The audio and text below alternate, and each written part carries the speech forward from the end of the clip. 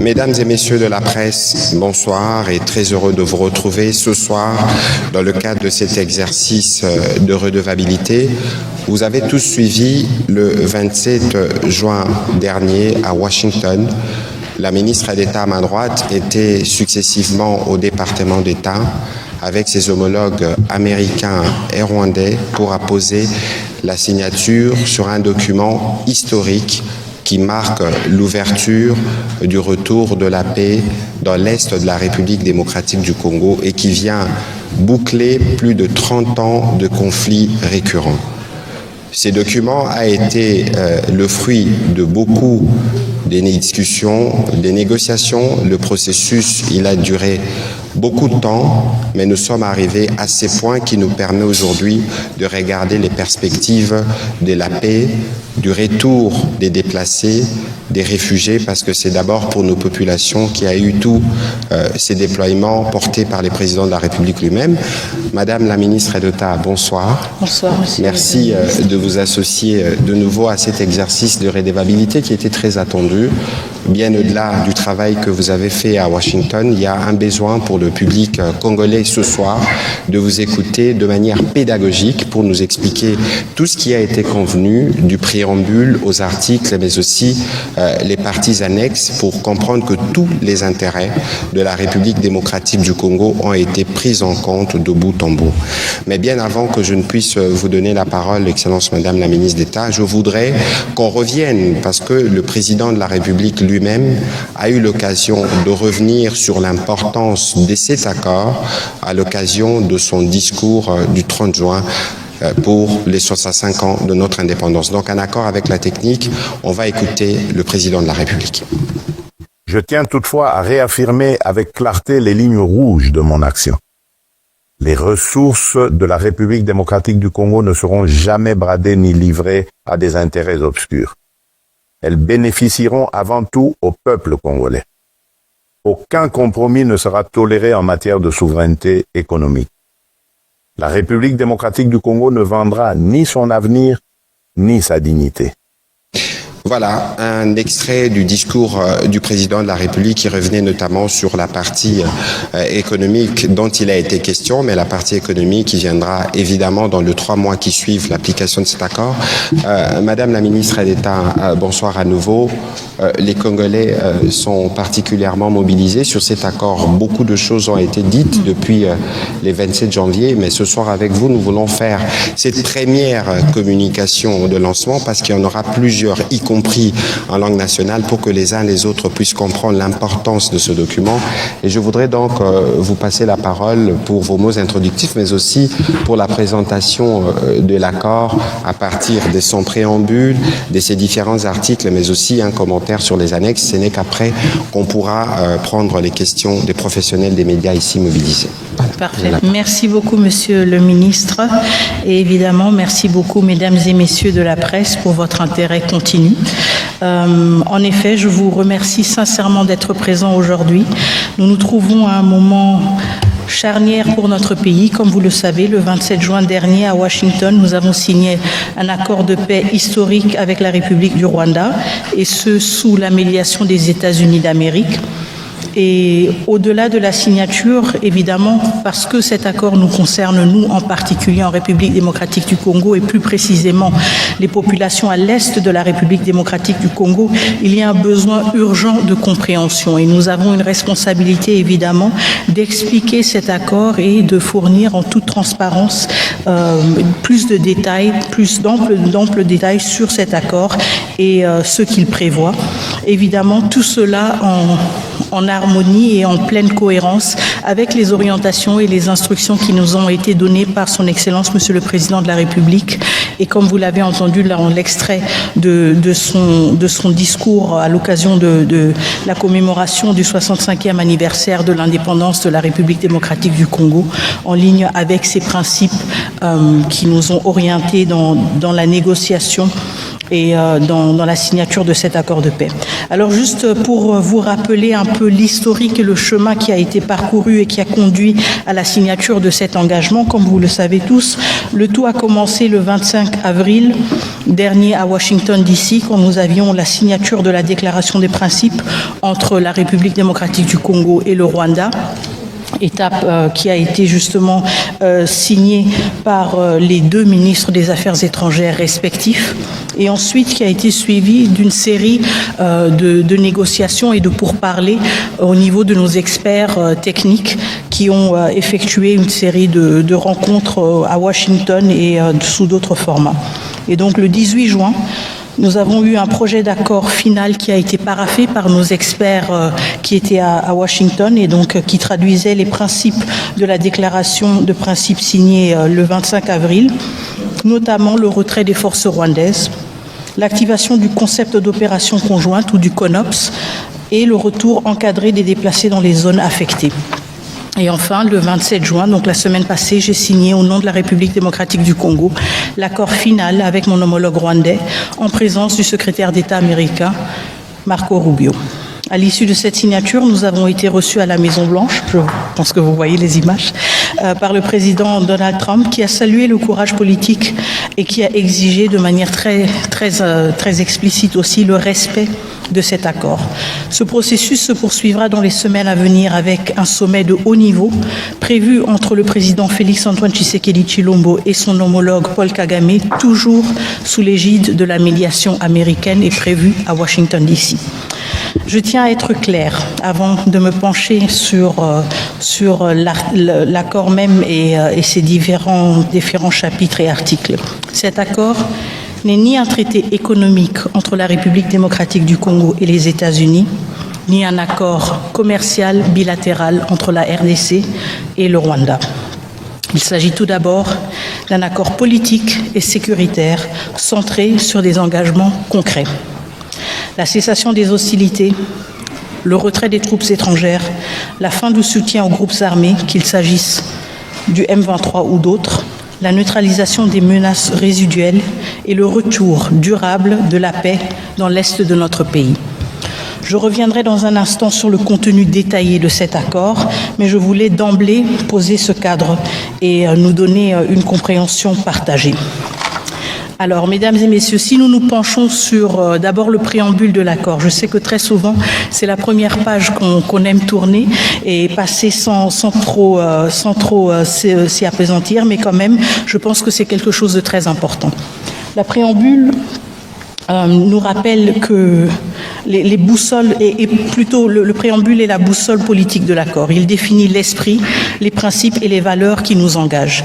Vous allez vous rendre compte que dans ce préambule, on réitère justement l'attachement aux principes du droit international, aux résolutions du Conseil de sécurité des Nations Unies, à savoir la résolution 2773, mais aussi aux efforts régionaux de médiation sous l'égide de l'Union africaine et aussi de la SADC et de la CIRGL. Le préambule reconnaît aussi le rôle des États garants, à savoir celui des États-Unis d'Amérique, qui ont facilité cette démarche avec constance et conviction.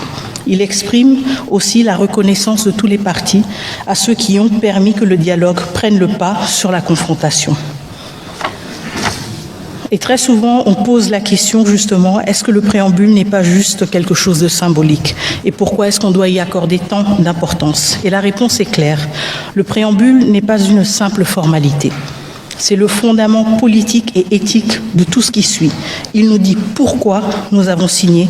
Il encadre l'interprétation de chaque article et il nous donne une clarté sur, au cas où il y aurait une divergence, le sens d'un article, la manière d'appliquer une disposition et justement comment est-ce qu'on peut avancer dans la mise en œuvre et quels sont les fondamentaux de cet accord. Et donc c'est là que sont inscrits les principes, les repères, la direction à suivre Et en fait, c'est une sorte de conscience, si vous voulez, de l'accord. Évidemment, du côté de la RDC, nous nous réjouissons énormément du fait que la résolution 2773, première résolution en plus de 20 ans qui reconnaît explicitement le rôle du Rwanda dans la déstabilisation de la République démocratique du Congo, soit évoquée explicitement dans ce préambule.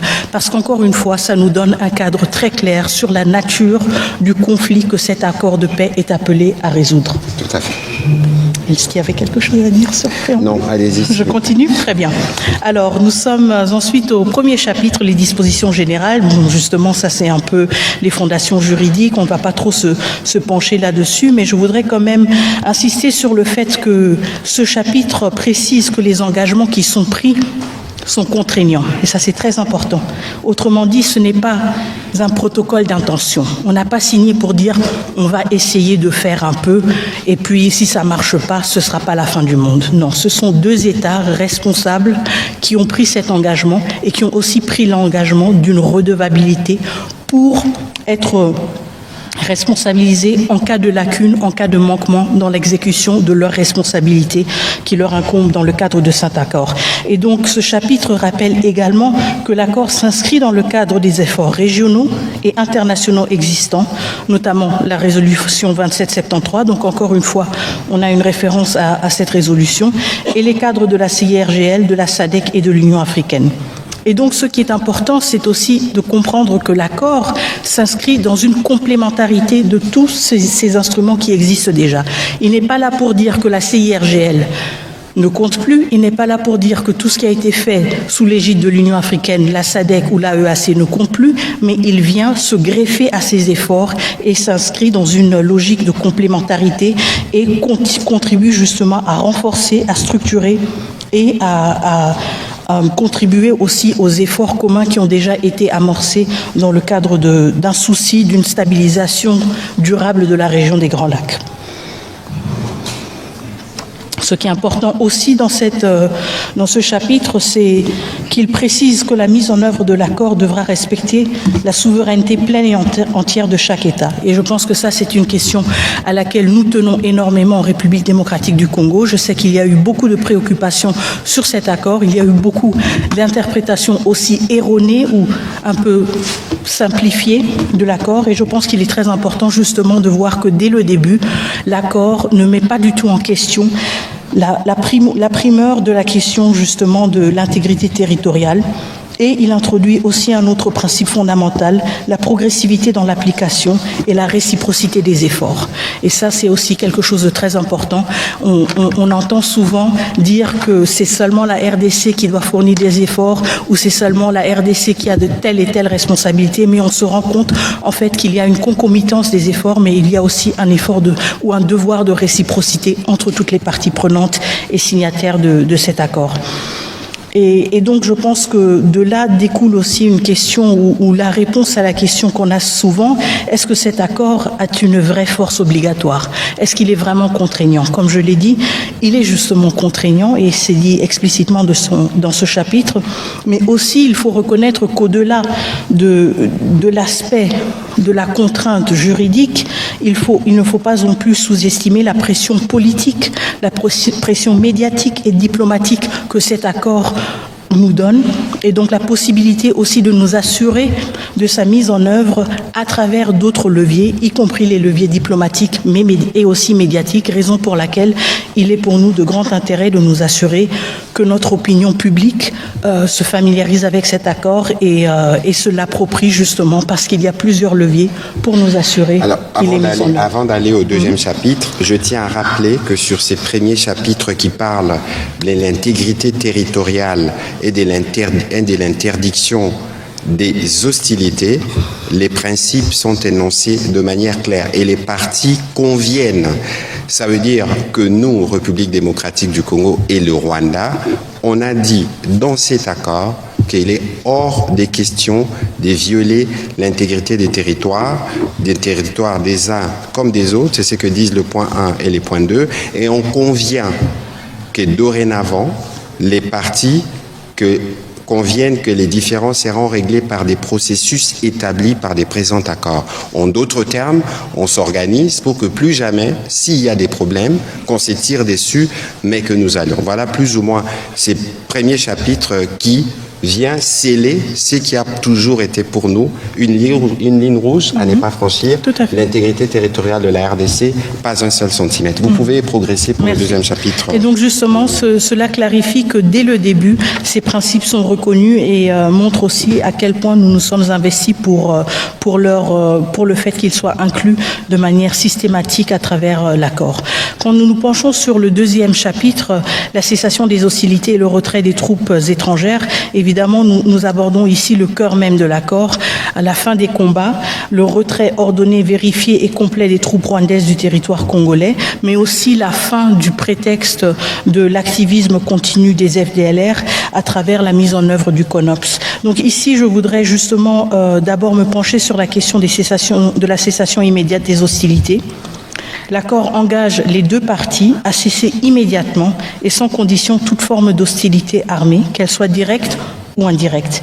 Et cela concerne plus précisément les affrontements entre forces régulières, mais aussi l'usage de groupes armés supplétifs, et donc là, nous parlons notamment du M23, les frappes, les incursions ou les menaces transfrontalières, ainsi que tout soutien logistique, financier ou politique à des entités armées opérant en territoire congolais.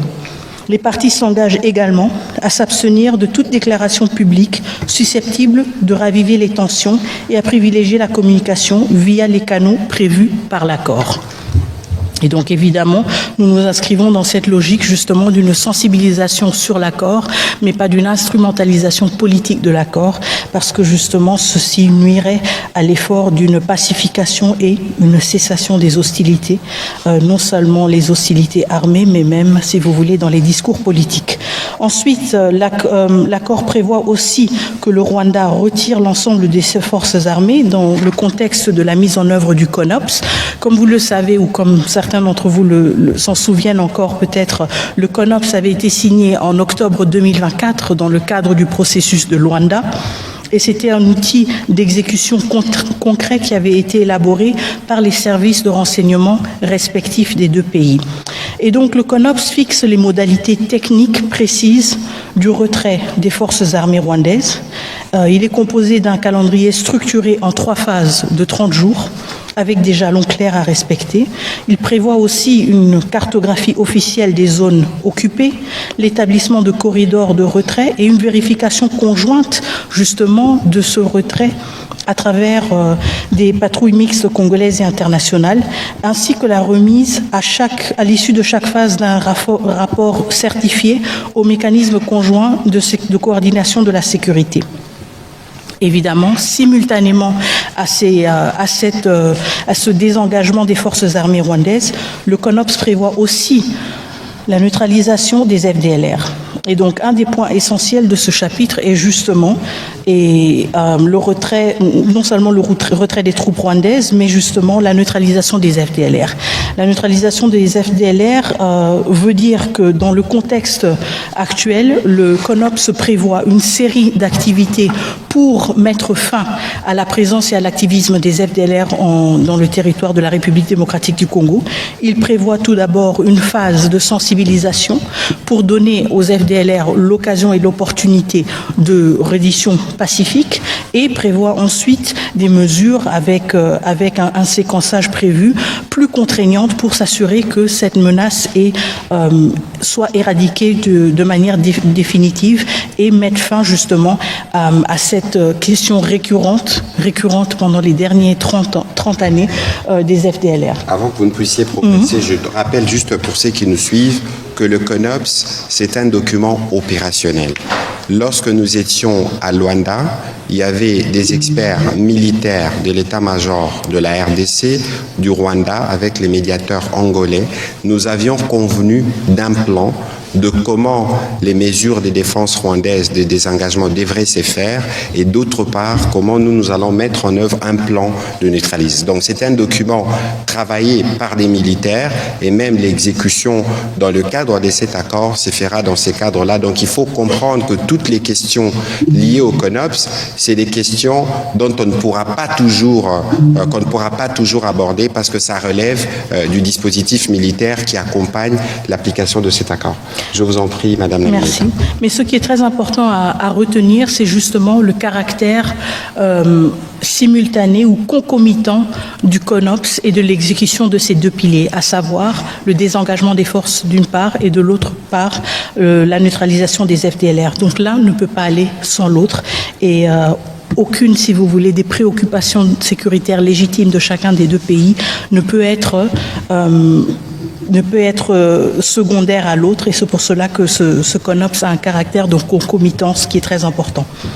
Un aspect aussi que j'ai déjà effleuré brièvement, c'est la mise en place d'un mécanisme conjoint de coordination de la sécurité, justement une structure qui sera mise en place pour s'assurer de la bonne mise en œuvre de ce CONOPS, une structure hybride, si vous voulez, avec des représentants de la République démocratique du Congo, des représentants du Rwanda, mais aussi des participants ou des représentants de pays tierces qui vont donc assurer aussi une objectivité et avoir peut-être parfois un rôle d'arbitrage, mais de cette manière contribuer à ce que ce mécanisme soit en mesure d'évaluer et de suivre la mise en œuvre effective de ce CONOPS et évidemment soulever des carences ou des lacunes dans la mise en œuvre de certains aspects du CONOPS. Madame la ministre d'État, c'est un point important parce que si vous avez lu l'accord, dès qu'on l'a signé, devait produire ses effets. Je pense que l'une des premières tâches à laquelle vous travaillez actuellement et qui va permettre la mise en œuvre de cet accord, c'est justement la création de ces mécanismes. Tout à fait.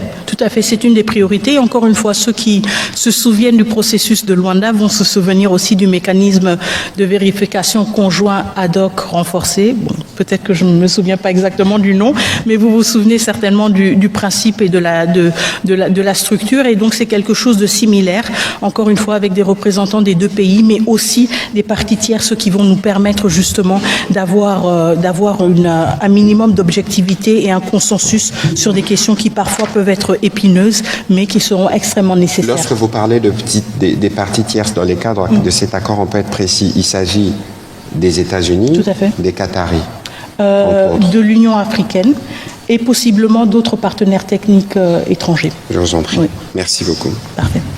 Alors maintenant on progresse au chapitre 3. Donc le chapitre 2 se penchait plutôt sur les questions État-État. Le chapitre 3 parle de démobilisation, de désarmement, démobilisation et traitement des groupes armés nationaux. Et donc là on est dans un champ différent. Et ce chapitre aborde donc une autre dimension essentielle de la paix durable, et à savoir la question des groupes armés congolais. Il est très important de lever immédiatement une confusion que certains discours semblent entretenir de manière délibérée ou pas. Le désengagement des groupes armés nationaux ne se substitue pas au retrait de forces étrangères. Donc il s'agit de deux chapitres différents, et le premier chapitre dont nous avons parlé, le précédent, parle justement des forces armées rwandaises et de leur retrait. Celui-ci parle des groupes armés. Les deux questions sont traitées dans l'accord. Il n'y a pas un groupe, si vous voulez, qui est exclu. Les deux questions sont traitées à juste titre, mais évidemment avec la spécificité nécessaire que chacun de ces groupes requiert. Donc, quand il s'agit du désengagement des groupes armés nationaux, il faut surtout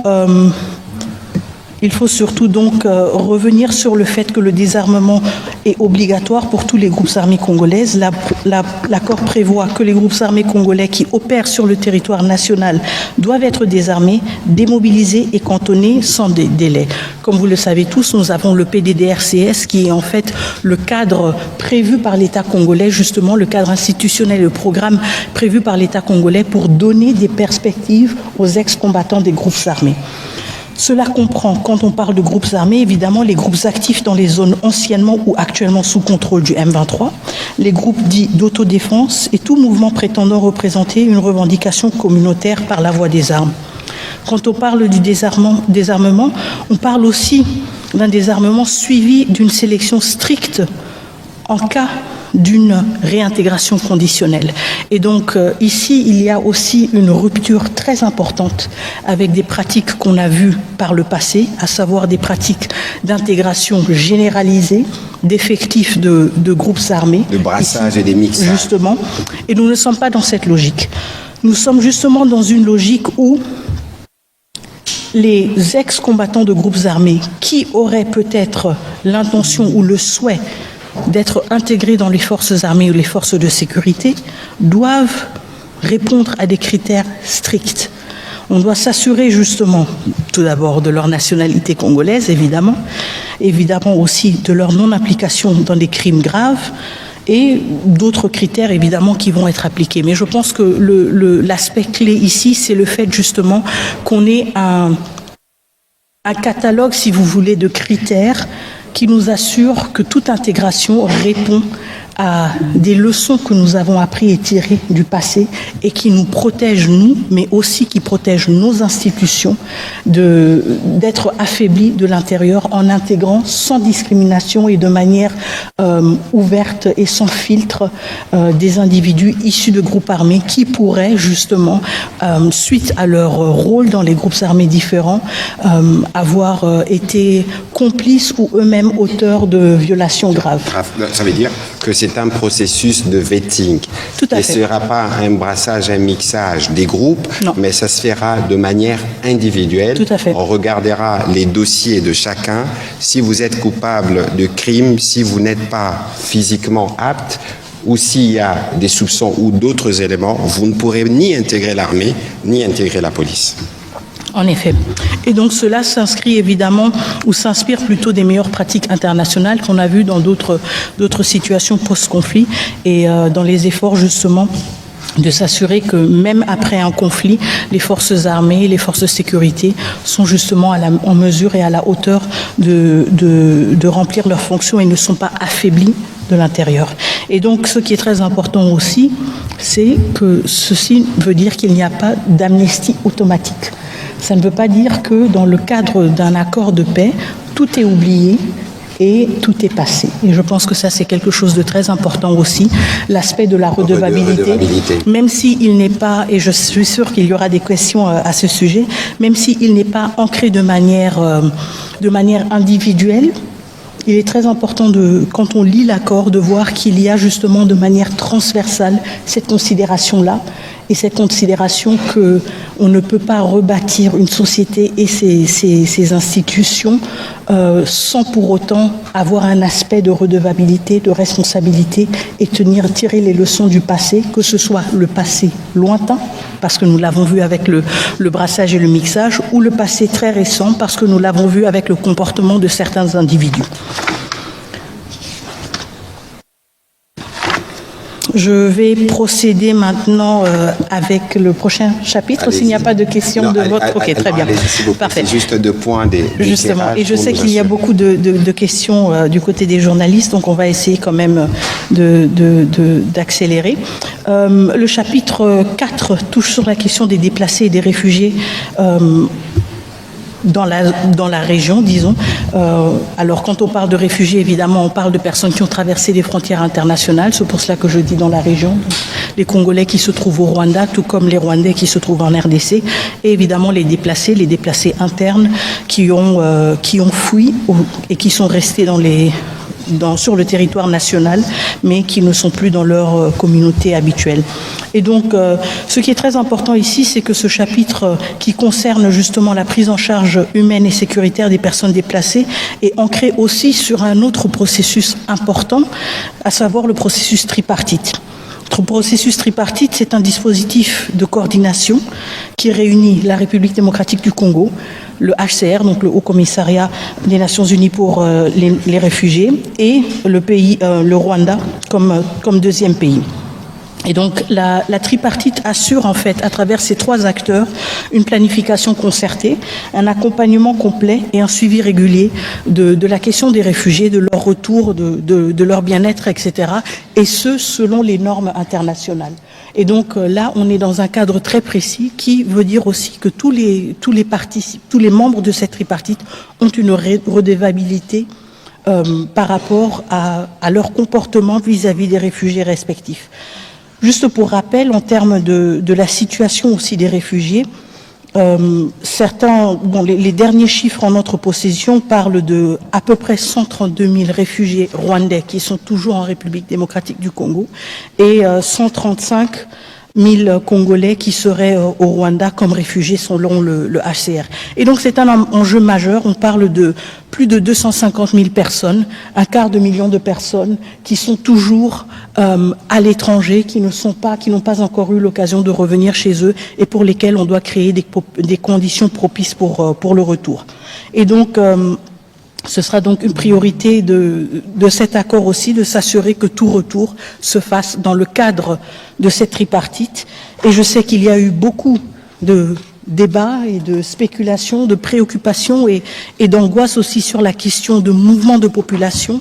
Beaucoup de rapports aussi qui nous sont survenus de mouvements irréguliers de population. Et je suis sûre aussi qu'une des questions qui revient souvent, c'est comment justement s'assurer que ce processus tripartite ne soit pas instrumentalisé ou utilisé pour implanter des populations étrangères en RDC et sous couvert d'un retour volontaire. Et je pense que c'est justement là où le cadre formel de la tripartite nous aide parce que justement il nous permet à procéder à des retours seulement de personnes qui sont formellement enregistrées comme réfugiés auprès du HCR. Donc on ne prend pas juste qui se dit congolais ou qui se dit rwandais pour dire bon, rentrez, on vous aide à rentrer chez vous. Non, ce sont des personnes qui sont enregistrées comme réfugiés auprès du HCR. Donc nous avons des bases de données qui remontent à plusieurs années, si pas décennies. Ce sont des personnes qui sont volontaires et donc qui veulent retourner chez eux. Et évidemment, ce sont des personnes dont la citoyenneté est reconnue. Tout à fait. Et c'est ça, ce sont justement ces piliers-là qui nous permettent de nous assurer que tout retour de population, tout mouvement de population est encadré en bonne et due forme, et du côté de la République démocratique du Congo, encadré par les autorités territoriales et nationales qui sont en charge de... Je me souviens, Madame Lamineta, que dans vos mots qui ont suivi justement la signature de l'accord à Washington, vous avez évoqué des femmes avec qui vous étiez en discussion, la question humanitaire.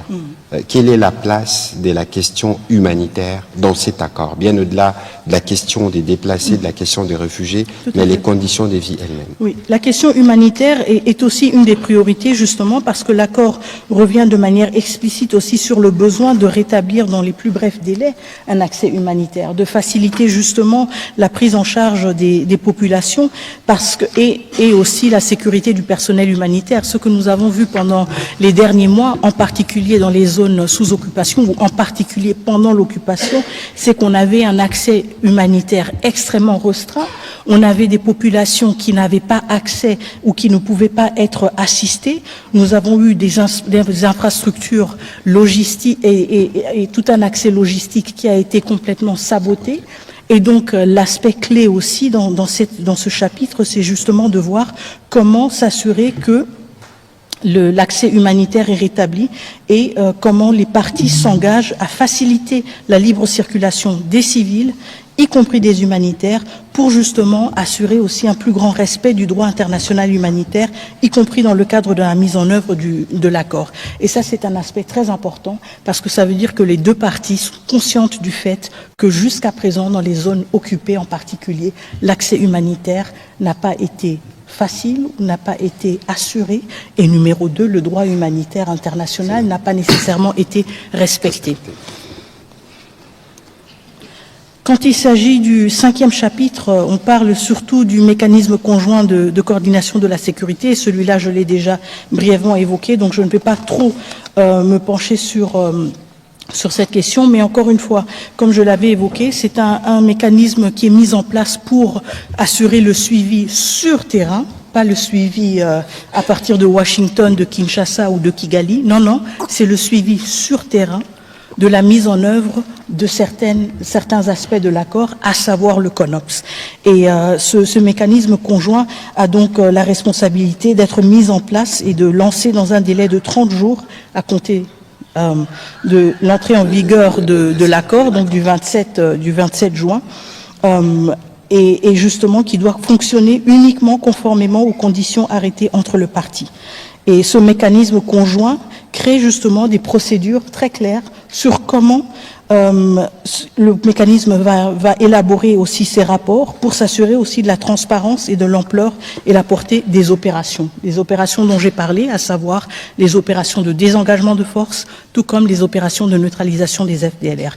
Le mécanisme conjoint de coordination de la sécurité est régi par les principes suivants. Tout d'abord, et le plan de mise en œuvre est à l'annexe de l'accord, la fin irréversible et vérifiable du soutien de l'État aux FDLR et aux groupes armés associés, et l'interdiction totale de tout soutien matériel, logistique, financier ou autre, qu'il soit national ou étranger à ces derniers. Un engagement à identifier, évaluer, localiser et neutraliser, conformément aux dispositions pertinentes du plan harmonisé de neutralisation des FDLR et de désengagement des forces, levée de mesures défensives par le Rwanda du 31 octobre découlant du processus de Luanda, et un engagement à s'appuyer sur les accords de coopération bilatérale en matière de sécurité, la protection des civils et le respect du droit international humanitaire. Donc ce mécanisme, comme je le disais, est prévu comme, si vous voulez, un mécanisme de suivi sur place pour s'assurer de la bonne mise en œuvre de cet accord, à commencer par le CONOPS, mais aussi des aspects comme, par exemple, le respect du droit international humanitaire. Ce qui est aussi prévu dans le cadre de ce mécanisme, si je ne me trompe pas, c'est une collaboration avec la MONUSCO, qui est un acteur clé dans la zone, et justement, et aussi le fait que les parties peuvent justement solliciter l'appui de la MONUSCO, mais aussi d'autres soutiens multilatéraux qui peuvent contribuer à la bonne exécution de l'accord et justement au fonctionnement du mécanisme conjoint. Tout à fait. Tout à fait. Alors, on va passer sur, je pense, le chapitre du cadre d'intégration économique régionale. Tout à fait. Donc, les dispositions économiques et la coopération régionale, je pense que ça, c'est aussi un de ces chapitres qui a suscité beaucoup de rumeurs et d'interprétations parfois erronées et parfois même de suspicions. Et donc, ce que je voudrais tout d'abord clarifier, c'est que ce volet ne contient pas d'engagement économique. Il parle plutôt du souci, si vous voulez, de prévoir dans l'avenir une intégration régionale accrue. Et ça, c'est une leçon que nous avons tirée d'autres régions, c'est une leçon que nous avons tirée de notre propre région. L'accord ne prévoit ni contrepartie économique, si vous relisez bien le chapitre 6, ni concession en matière minière, ni traité commercial bilatéral avec le Rwanda. Il énonce plutôt un engagement des deux parties à œuvrer à la réactivation. Réactivation, ce sont des questions que nous avons discutées, que nous discutons depuis des décennies dans la région des Grands Lacs. La réactivation des dynamiques de coopération économique régionale dans un esprit de stabilisation post-conflit. Et cela comprend, à moyen terme, la réhabilitation des axes logistiques régionaux, la relance de corridors douaniers, des échanges techniques sur les zones économiques transfrontalières, mais aussi, il faut reconnaître que ces dispositions sont volontaires, elles sont progressives, elles sont non contraignantes et elles ne sont pas liées au calendrier sécuritaire. Donc, en d'autres termes, sur ce point économique, par exemple, il n'est pas question d'avoir le Rwanda mettre la main sur les ressources de la RDC. Pas du tout, et ce n'est pas prévu dans cet accord, aucunement. Ce qui est important ici, c'est justement le fait que cet accord s'appuie sur des efforts que nous avons déjà vus dans la région et que nous voyons dans d'autres régions de l'Afrique et au-delà, donc un effort d'une plus grande intégration économique qui permet justement à stabiliser à long terme, mais nous sommes conscients, et je pense que c'est là que c'est très important quand même de revenir sur cette question, nous sommes conscients que toute intégration économique ne se fait pas dans un vide. Il ne se fait pas dans un vide historique ou dans un vide social. Et donc, nous ne sommes pas naïfs. Même quand nous parlons d'intégration régionale, même quand nous parlons d'une ouverture économique, nous savons d'où nous venons. Nous venons de 30 ans d'agression, de millions de morts, de populations déplacées, pillées, violées et de minerais extraits illégalement pour alimenter des réseaux d'enrichissement illicite. Donc, la coopération économique, évidemment, peut être un vecteur de stabilité, mais elle ne peut pas être précipitée. Et c'est pour cela, justement, que c'est quelque chose qui doit se faire de manière séquentielle et de manière graduelle. On aura toujours les voisins que nous avons, et si on veut bâtir une paix durable, on devra travailler avec ses voisins, mais en même temps, nous sommes aussi conscients de notre histoire et du poids de cette histoire, et nous devons l'assumer avec responsabilité. Évidemment, le président de la République, justement, s'exprimant sur les sujets, parlait de la nécessité d'avoir une paix durable et une paix que nous voulons définitive. Vous parliez, Madame la ministre d'État, d'intégration régionale. Il ne faut pas oublier que dans cette région, nous avons des exemples. Aujourd'hui, tout le monde connaissait ce qu'on appelait à l'époque la CEPGL, la Communauté économique de pays de Grand Lac, qui était une organisation régionale qui regroupait à la fois la RDC, le Rwanda et les Burundi. Les Zaïre de l'époque étaient le premier contributeur. Et aujourd'hui, il y a une partie d'ailleurs de l'électricité, je pense qu'il s'agit de Sinelac, qui est une entreprise qui est née justement de cette intégration régionale de la CEPGL, qui donne l'électricité à la fois en RDC, au Rwanda et au Burundi, et dont les dirigeants, je pense que le directeur général est rwandais, l'adjoint burundais, les financiers congolais. Et donc c'est un exemple parce que finalement, le président de la République ne cesse de le dire, que nos voisins, c'est des peuples avec lesquels nous devons vivre et qu'il n'y a pas des problèmes avec le peuple rwandais, particulièrement, parce que nous parlons du Rwanda. Donc il est important que tout le monde comprenne que lorsque nous avons fait la paix, lorsque nous avons consolidé la paix, le pont qui suit, c'est le développement. D'abord pour nous-mêmes. Parce que si les investissements américains sont annoncés dans la région, c'est des investissements qui se feront en RDC. Et puis on a parlé d'intégration régionale. On a parlé du modèle de l'EAC, on a parlé des CIRGL. Donc ici, il faut regarder le rôle moteur de la RDC, de tout ce que nous représentons comme marché économique, et que si les opportunités arrivent, c'est des opportunités qui ne se feront pas que pour un seul voisin, mais c'est des opportunités qui vont toucher toute la région avec des effets contagions.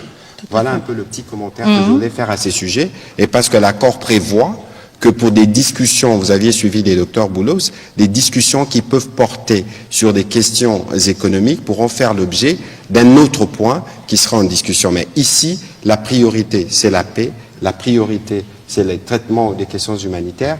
La priorité, c'est des mesures que l'on prend pour s'assurer que le Rwanda retire ses mesures de défense, que l'on traque des FDLR, qu'on crée justement les conditions de retour de cette paix, qu'on va consolider de manière définitive et durable. Ce n'est qu'après qu'on viendra faire l'économie. Tout à fait. Allez-y pour la Donc suite, l'accord, Madame la ministre. comme vous l'avez dit, Monsieur le Ministre, en fait, l'accord crée les conditions propices pour nous permettre à nous lancer avec ambition sur un projet de développement de ces zones qui ont été affectées pendant des décennies par des cycles et des cycles de conflits.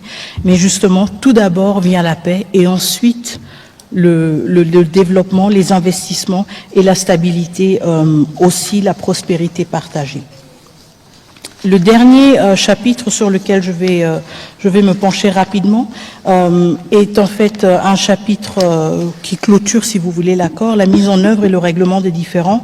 Ici, je voudrais souligner le fait que ce chapitre prévoit la mise en place d'un comité de surveillance conjointe composé d'abord des parties signataires, évidemment, mais aussi du facilitateur de l'Union africaine, du Qatar et des États-Unis. Et donc, ça veut dire que nous avons à deux niveaux un suivi de l'accord. Nous avons au niveau très opérationnel et au niveau du terrain le comité conjoint de sécurité, de la sécurité. Mais ensuite, nous avons aussi à un niveau politique, à un niveau plus élevé, justement, un comité de surveillance conjointe qui permet aussi à soulever certaines questions et à vider certaines questions. Madame aussi. la ministre, tout de suite, les gens ont besoin de connaître la nuance. Comité conjoint de sécurité, le petit comité, son rôle, c'est quoi concrètement?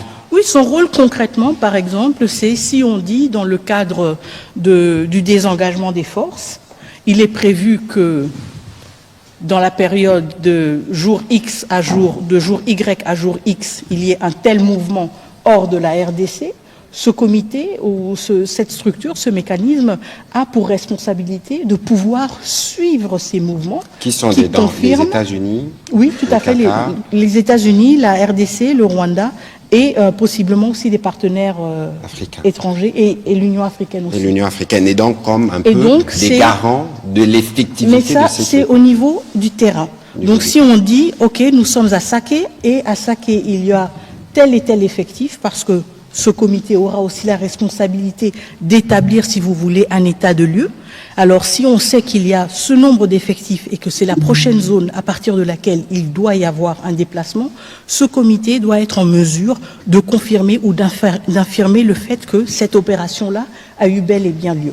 Évidemment, ce comité ensuite a un lien automatique, si vous voulez, au niveau supérieur, à savoir le niveau politique où nous avons le comité de surveillance conjointe, qui est aussi une plateforme à travers laquelle les différends peuvent être réglés. Tout à fait. Et donc, ça nous permet aussi justement de soulever certaines questions qui ont des répercussions ou qui se manifestent au niveau du terrain, au niveau très concret, à un niveau politique plus élevé, de les contextualiser et de trouver justement des solutions et des solutions à ces problèmes respectifs. Très bien. Alors peut-être rapidement, Madame la ministre d'État, est-ce que sur les annexes, parce qu'on a parlé du préambule, on a parlé des 7 articles, je pense, et nous sommes revenus sur les grands axes de chaque point de l'accord. Pour ceux qui nous suivent et pour les journalistes présents, c'est un exercice particulier où nous voulons faire un peu de pédagogie pour que vous puissiez vous rendre compte que tous les détails ont été étudiés dans les compromis qui a été trouvé pour voir que nous nous sommes assurés en amont, nous avons pris des précautions de sorte que cet accord puisse nous donner les résultats escomptés, à savoir l'ouverture, en tout cas une fois pour le retour effectif de la paix. L'accord comprenait les préambules, je rappelle, résolution 2773, charte de l'Union africaine qui parle de l'intégrité des frontières et de leur inviolabilité. Maintenant, dans les documents qui suivent l'annexe, il y a le CONOPS, on en a parlé, document élaboré par les états-majors des forces depuis le processus de Luanda, mais aussi, Madame la ministre d'État, les éléments que vous pouvez rajouter. Tout à fait. Et donc, tout comme l'accord même, les annexes sont aussi disponibles et donc j'invite tout le monde aussi de se familiariser avec ces annexes. Donc au-delà du CONOPS qui est repris dans son intégralité, l'annexe se penche aussi sur la question du mécanisme conjoint de coordination de la sécurité dont nous avons déjà parlé assez amplement. Donc il parle de la composition de ce mécanisme, il parle aussi de la mission et des capacités de ce mécanisme. Donc alors, les parties, par exemple, conviennent que la mission du mécanisme est d'identifier, d'évaluer, de localiser les FDLR, les groupes affiliés, afin de permettre la neutralisation des FDLR, mais aussi, ils conviennent que le mécanisme est habilité et à surveiller, évaluer la mise en œuvre du CONOPS, qui a ces 2 éléments, à savoir la neutralisation des FDLR et le désengagement des forces, procéder à des échanges de renseignements et d'informations entre les parties, aux fins de mise en œuvre du présent accord et du CONOPS, parce qu'évidemment, c'est le renseignement qui est au cœur de toutes ces questions. Si on parle de désengagement, on doit avoir des éléments, on doit savoir quels éléments sont ou quels effectifs sont positionnés à quel endroit. Même chose avec les effectifs résiduels des FDLR. Quels sont ces effectifs et où est-ce qu'ils sont situés? Et donc, l'élément de l'échange des renseignements est au cœur aussi de ce mécanisme qui doit lui permettre justement de vérifier toutes les informations, les données et activités justement liées à la mise en œuvre du CONOPS et de ces 2 piliers respectifs. Le mécanisme détermine aussi la portée géographique de ces activités en fonction des conditions sur le terrain et dans le plein respect de l'intégrité territoriale et de la souveraineté. Et donc, évidemment, ce mécanisme est prévu justement opérer dans les zones où nous avons ces 2 préoccupations qui se concentrent de manière très palpable, à savoir le désengagement des forces, mais aussi la question des FDLR. Et donc il est clé que ce mécanisme, pour être opérationnel, puissent se rendre sur le terrain, puissent justement aussi vérifier concrètement et de manière tangible les réalités qui caractérisent le terrain et le contexte respectif. Voilà, je pense que sur l'accord, nous avons dit l'essentiel. Peut-être qu'on va, sauf si vous avez un point particulier, mais je voudrais donner la parole, en tout cas pour le 20 minutes qui suivent, aux professionnels des médias pour apporter des éléments d'éclairage. Ici, nous sommes dans un exercice de redevabilité, mais surtout un exercice de transparence. L'accord, il est public. L'exhortation, c'est que tout le monde doit lire l'accord. Lire l'accord, un peu comme nous l'avons fait ce soir, c'est lire les préambules, ce qui est évoqué dans les préambules. Vous pouvez même aller plus loin en lisant les documents sur lesquels les préambules font référence d'une part, mais que par la suite, vous pouvez aussi lire les annexes. Bon, le CONOPS, c'est intermilitaire un peu compliqué, mais même sur ces aspects militaires, nous trouverons les moments venus au fur et à mesure que l'accord sera implémenté, l'occasion de venir vous expliquer ce qu'il en est, parce que les Congolais doivent comprendre que dans ce qui a été négocié, dans ce que nous avons pu obtenir, c'est un engagement ferme qui nous permet aujourd'hui, avec le suivi ou l'implication du président américain, vous avez suivi vous-même, c'est que cela a été à Washington, qui permettra d'avoir une paix définitive. Vous avez aussi vu les réactions mondiales à ce qui a été fait, et que si, au plan international, tout le monde accueille favorablement la signature de cet accord qui ouvre de perspectives pour la fin de la crise la plus grave depuis la Deuxième Guerre mondiale, je peux comprendre qu'il y ait des questions qu'on se pose à l'intérieur, mais il y a d'autres réactions qui ne sont pas, à mon avis, appropriées au regard du parcours que nous avons fait pour atteindre cet acquis aujourd'hui, à partir duquel nous allons bâtir l'avenir. Voilà, Madame la ministre d'État, on va commencer la série des questions. Je souhaiterais, pour les professionnels des médias qui nous suivent, pour justement de besoin de pédagogie, de poser une question claire. Comme ça, on peut vous répondre clairement. On ne prendra pas des questions qui sortent du cadre de cet accord parce que c'est un exercice spécial qui vise évidemment à éclairer votre lanterne, mais aussi la lanterne de l'opinion. Au-delà de l'exercice de ce soir, nous serons sur vos plateaux, avec nous, pas seulement, mais d'autres experts, pour qu'on explique de A jusqu'à Z les contenus de cet accord. On va commencer la série avec Madame Christiane Ekambo et je demanderai à Monsieur Pichu Mulumba d'avancer après lui. Madame la ministre d'État, nous avons une liste d'à peu près 10 questions des professionnels des médias. On va voir comment on va gérer les temps, pour autant que ceux qui prennent la parole tiennent compte justement de la nécessité pour nous d'être brèves, claire et précise pour ce qui vous concerne, Madame Ekambo. Allez-y avec votre question. Merci, Monsieur le ministre. Madame, j'ai 2 questions, mais avant toute chose, permettez-moi Madame la ministre d'État, de vous signaler, de vous dire ici que vous faites la fierté des femmes congolaises. En tout cas, nous profitons de ce micro pour vous féliciter pour cette réussite. Vous avez pu réussir là où bon nombre de vos collègues ont marqué le pas. En tout cas, une fois de plus, félicitations pour la signature de cet accord. Pour la première question, 30 années de guerre, 30 années d'atrocité, même le président américain a signalé l'atrocité, les atrocités de cette guerre, en utilisant même les mots que vous connaissez. Et aujourd'hui, que peuvent attendre ces femmes violées, tous ces déplacés qui n'ont plus de racines, des ressources, des familles dispersées? Vous avez parlé de 135 000 Congolais qui sont au Rwanda et dans l'ensemble à peu près des 150 personnes à l'étranger. Ça, c'est pour la question humanitaire. Dans le préambule et même dans les annexes, Madame, vous parlez de question, l'accord. s'il vous plaît, je ne dérogerai pas. Donc, allez-y rapidement, mais Oui, je ne dérogerai pas. je voudrais dire ici, on ne sent pas, qu'est-ce que vous pouvez nous dire, les échéances qui ont été données, c'est-à-dire les chronogrammes, à partir du moment où on a signé l'accord, qu'est-ce qu'on fait, les obligations de chaque partie, Et puis, le mécanisme de suivi, vous avez parlé un peu du le cadre conjoint, les mécanismes conjoints, mais vous voulez vraiment nous expliquer le chronogramme, c'est-à-dire quand est-ce qu'on commence, quelles sont les obligations de chaque partie. Tout à fait. Parfait. Excellent. Merci beaucoup pour ces deux questions extrêmement pertinentes. Et évidemment, je vais commencer avec la première, c'est celle qui nous tient le plus à cœur, c'est évidemment la situation de nos compatriotes dans les zones sous occupation et leur attente légitime et tout à fait compréhensible que leur situation se change rapidement. Et ça veut dire que nous faisons face à de grandes attentes quand il s'agit de la mise en œuvre de cet accord.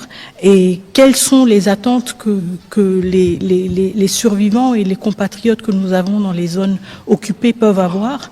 Comme je le disais, l'accord est un accord de paix qui entérine donc aussi le retour de l'autorité légitime de l'État congolais dans les zones occupées. Ce retour nous permettra, nous, en tant que gouvernement congolais, que ce soit le gouvernement central de Kinshasa ou le gouvernement provincial du Nord et du Sud Kivu, de justement répondre à ces attentes de nos populations. Cela veut dire que les questions de retour de déplacés, que ce soit des réfugiés ou des déplacés internes, auront une interface légitime pour justement interagir avec nos acteurs ou nos partenaires humanitaires différents qui vont faciliter les retours dans les zones ou dans les communautés d'origine de ces personnes déplacées.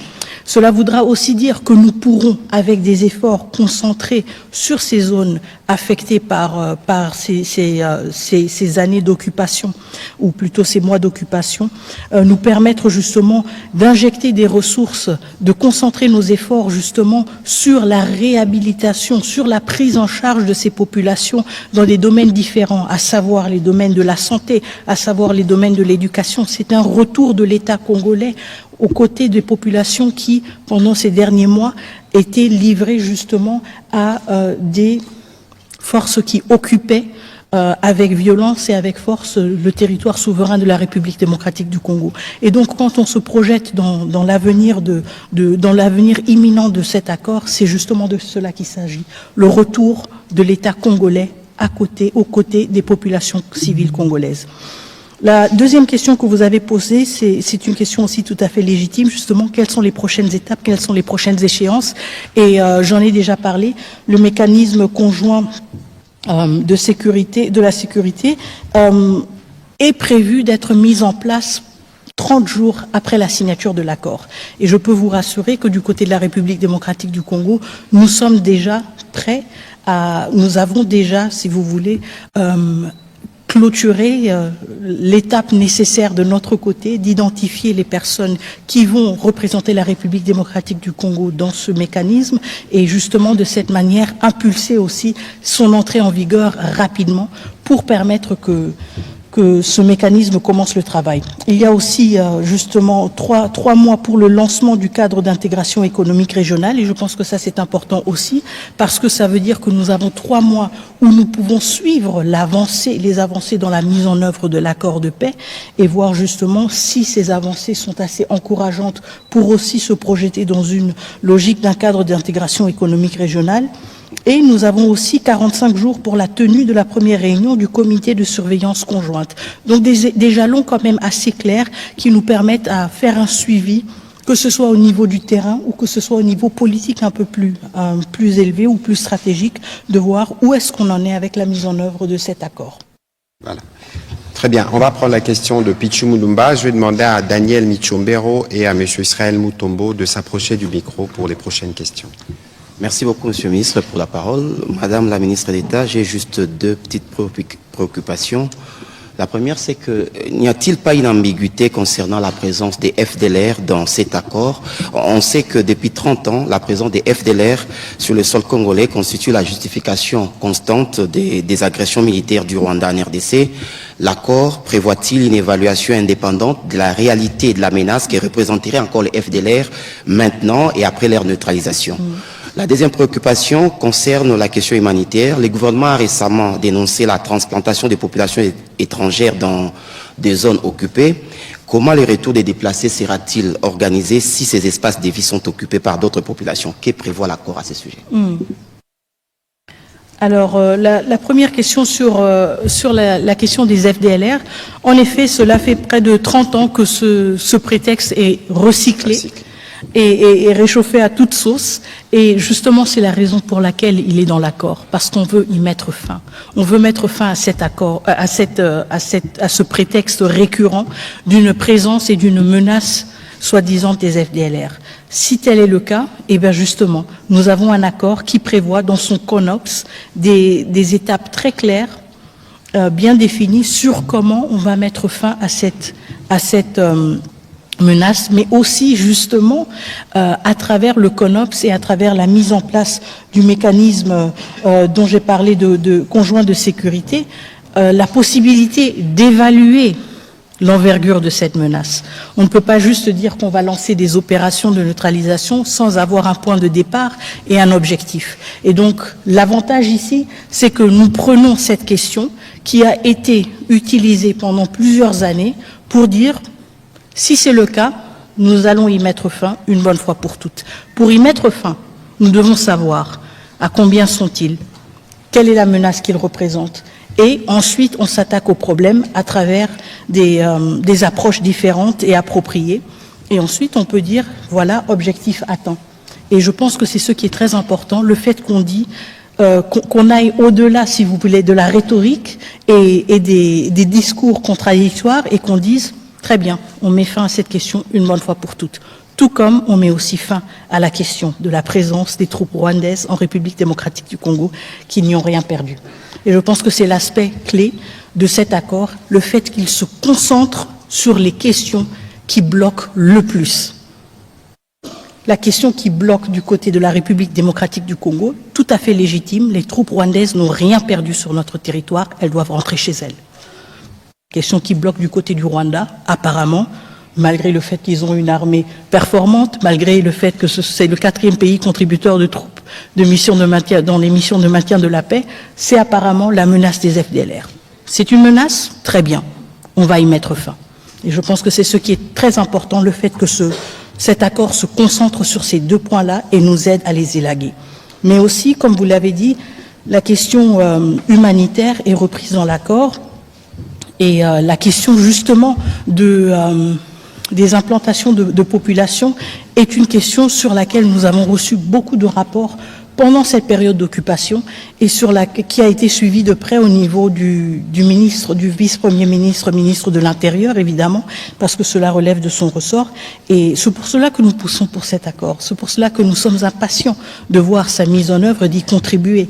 Parce qu'à travers cet accord, nous aurons un cadre très clair pour justement réglementer et nous assurer que tout retour et tout mouvement de population à travers les frontières respecte justement les normes internationales et tout pour nous permettre justement d'éviter qu'il y ait dans les phases de retour, qu'il y ait dans les communautés de retour des conflits quand des populations qui ont dû se déplacer veulent regagner leur communauté d'origine et se trouvent peut-être confrontées à d'autres réalités inattendues. En même temps, évidemment, cela va de pair avec le retour de l'autorité de l'État et à savoir le rôle aussi de l'autorité de l'État aux différents niveaux d'être un arbitre justement en cas de ce genre de conflit pour en éviter justement l'exacerbation.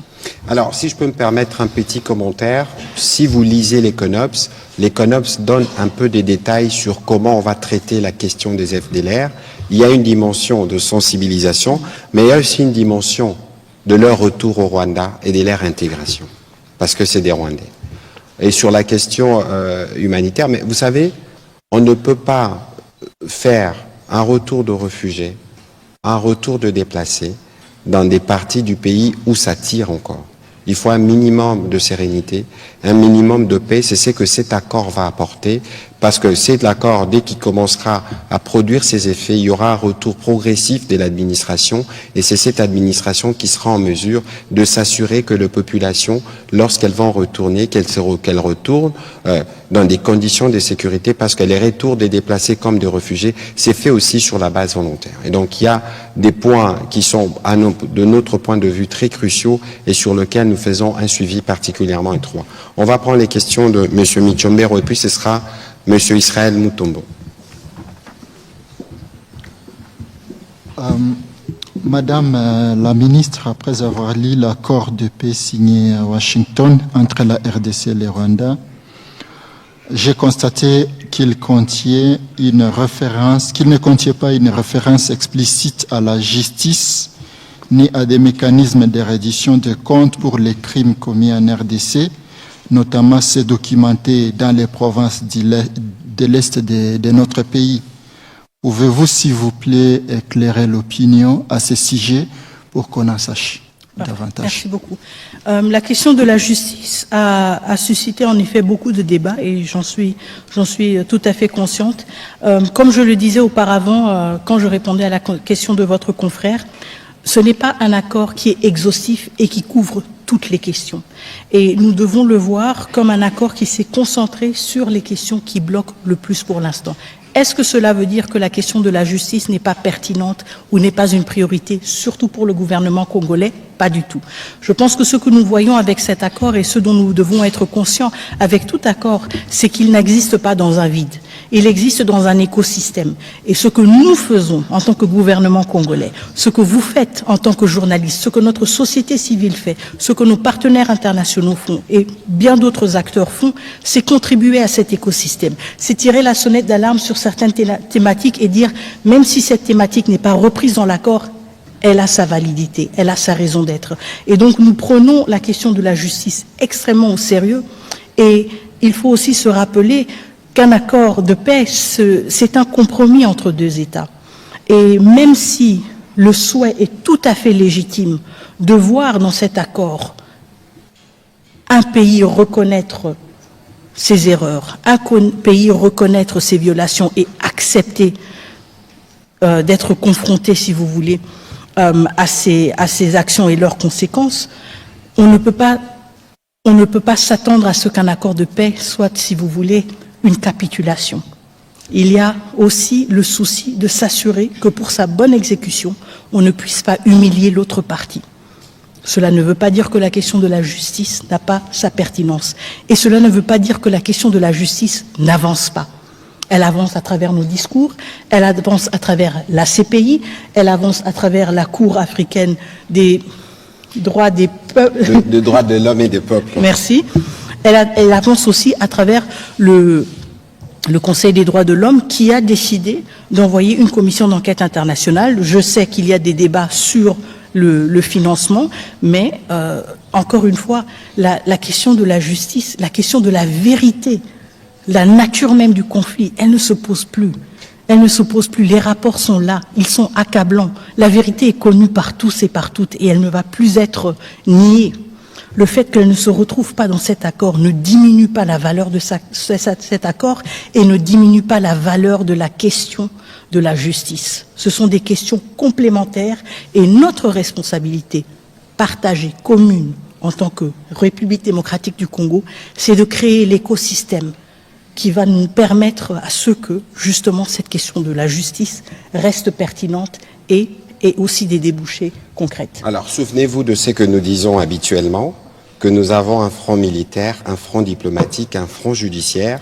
Vous avez vu, la ministre d'État fait référence à ce qui s'est passé à la Cour africaine de droits et des peuples.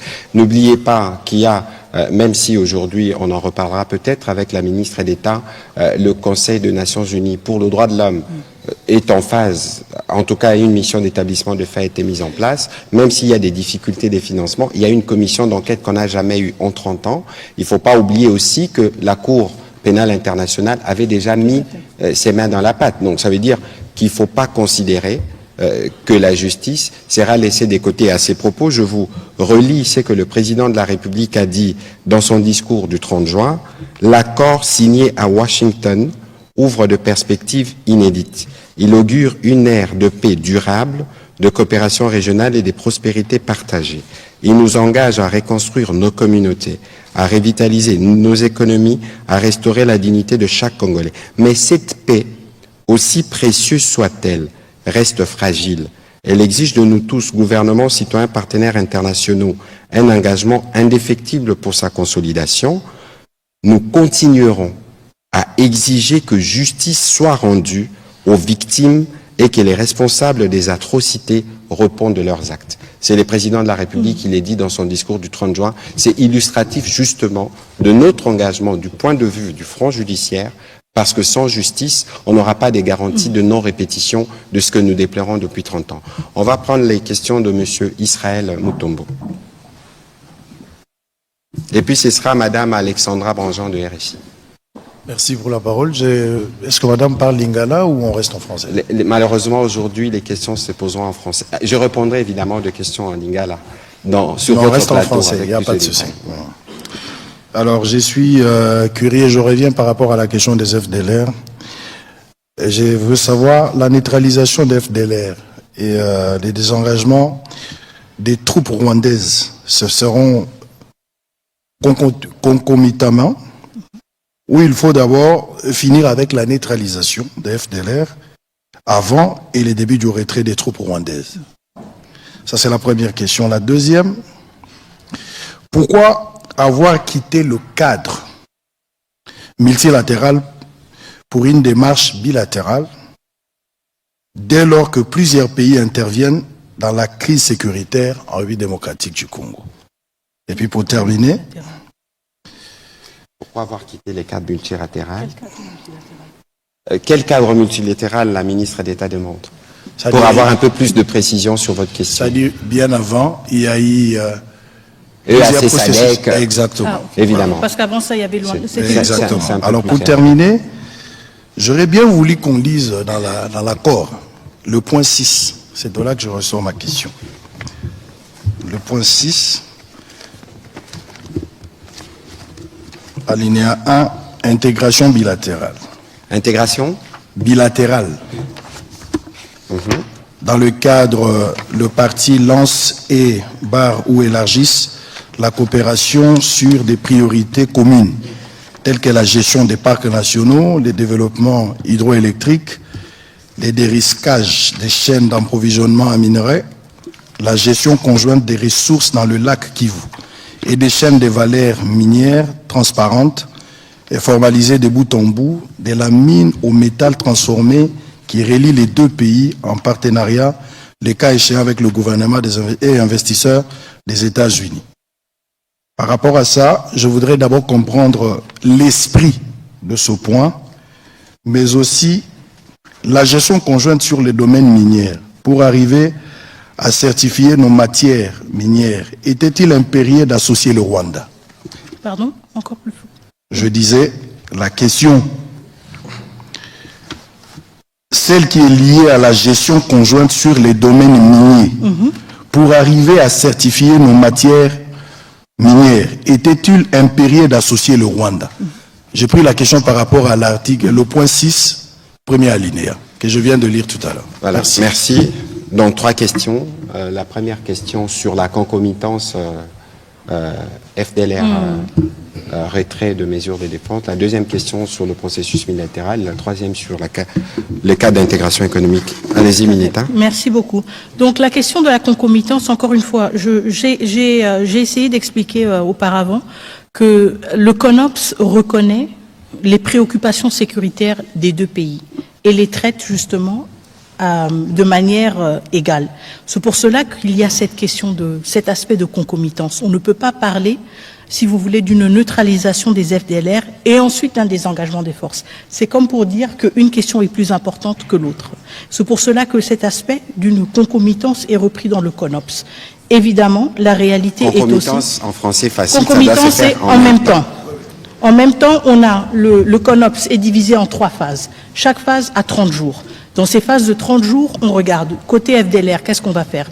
Côté RDF ou côté forces armées rwandaises qui doivent se désengager, qu'est-ce qu'on va faire concrètement? Et là, maintenant, nos experts militaires et des renseignements se sont assis pour dire, bon, si on est dans une première phase, quelles sont les choses qu'on devra faire? D'abord, identifier des deux côtés, quel est l'effectif, quel est le point de départ. Ensuite, engager, par exemple, du côté des FDLR, des sensibilisations pour dire, ceux qui veulent, s'il vous plaît, rentrez chez vous, ça va nous faciliter la tâche. Du côté du désengagement des forces, qu'est-ce que cela veut dire concrètement?